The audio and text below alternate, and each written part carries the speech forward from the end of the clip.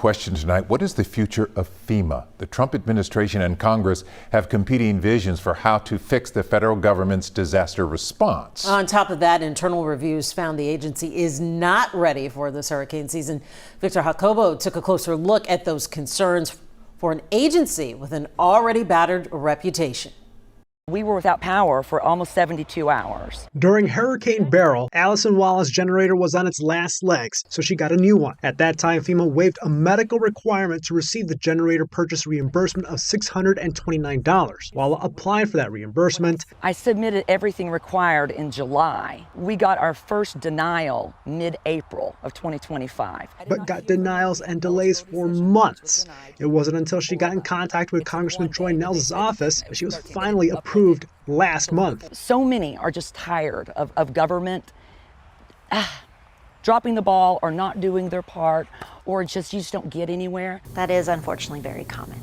Meyer is the director of the Hazard Reduction and Recovery Center at Texas A&M and told me Wallace's case is just one example of frustration with FEMA. This discussion comes as an internal review of the agency found it is not ready for this hurricane season, and the Trump administration signals FEMA's future is uncertain. President Trump has been very clear since the beginning that he believes that FEMA and its response in many, many circumstances has failed the American people, and that FEMA as it exists today should be eliminated. Meyer says this means states and municipalities could face a future, including this season, where they will have to bear more of the cost of disaster relief. Is each local community, are we doing everything we can to be resilient on our own?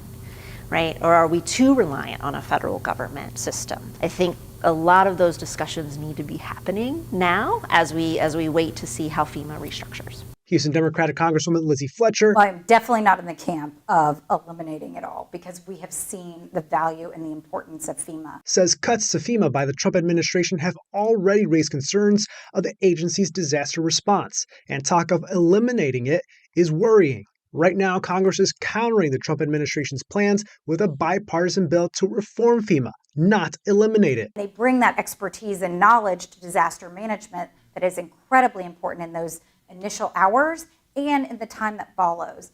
Now, is there room for improvement? Of course there is. Anyone who lives in Houston knows that FEMA isn't perfect. Sarah Labowitz runs the Disaster Dollar database at the Carnegie Endowment for International Peace.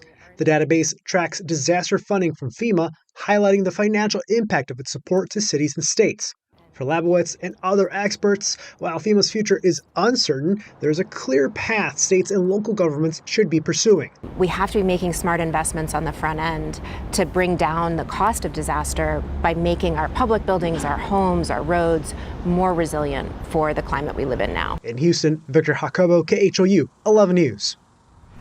You certainly understand the concern and questions because we know just how severe and how quick things can pop off during hurricane season. On an individual level, go to KHU.com/hurricane, get the hurricane preparedness guide. It's online. 2025. Lists, checklists, things to do so that you don't have to get out in the panic if a big storm does. David always says plan, plan, plan, plan. Yeah, and I know for some of this, right, it's like a repeat. We do this every year, but there are so many new people who have moved here. They're not familiar. Right. Especially if you're new. Go to the website, check it out. Great place to start.